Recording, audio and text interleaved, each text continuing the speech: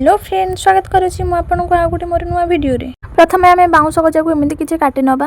गोटे कड़ई नबा, सेथिरे अल्प पानी देई दबा। पानी गरम हे सल्ला परे धोई की रखिथिबा बाउंस गजा को सेथिरे देई दबा। लूण हळदी देगी एमिति ताको ढांकुणी घोड़े दबा किछि समय पई सिजिबा पर्यंत। मझरे मझरे एमिति चेक करथिबा सिजिछि कि नै। एबे तो सिजि नाही, अल्प सिजिछि। आउ 5 मिनिट ताको छाडी देबा सिजिबा जे। बाउंस गजा सिझी सारा पर मु गोटे थाली को काढ़ी नहीं। एबे गोटे कड़ई नबा, सेथिरे अल्प तेल देकी रसुण सुखिला लंका को भाजी दबा। मीडियम साइज रो टमाटो प्याज को मु एमिति किछि काटी नहीं। एबे देखंतु एही परे किछि भाजी सारा परे आमे सेथिरे प्याज को ऐड कर नबा।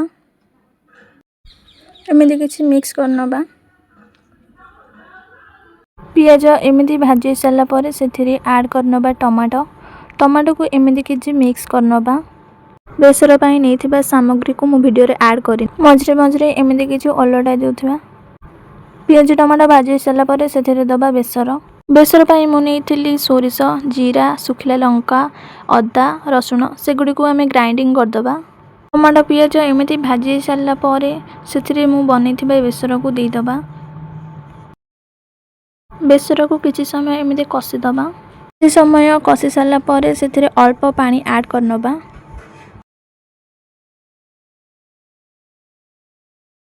पानी फुटी सारा परे सेथिरे दे दबा अल्प हळदी, अल्प लूण एवं सिजेकी रखिथिबा करड को दे दबा। सेथिरे भेज मसला देकी ढांकुणी दे दबा।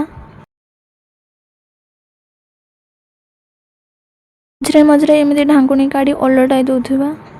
पानी सुखिला पर्यंत एमिति किछि मझरे मझरे ओलटाई दउथिबा। बेसी भी पानी रहिबनी, बस टिके अल्प ही रहइबो। तार पानी जिते कम रहिबो सेते ही टेस्ट लागिबो। आपण माने तो पढ़िथिबे 6th क्लास रे थिला इंग्लिश बुक रे बाम्बो करी। सेटा को आज आमे बनाउछती पूरा देसी स्टाइल रे। एबे प्रस्तुत हे गलानी हमर करड तरकारी। देखिबा को तो बहुत सुंदर लागुची। एबे मैं हेल्थ पाई भी बहुत भलो। आपण को एरिया रे एहा को कोन कुआ जाय कमेंट रे निश्चय कहिबे। प्रस्तुत हे गला हम करड तरकारी। भलो लागिथिले लाइक एंड सब्सक्राइब कर देबे।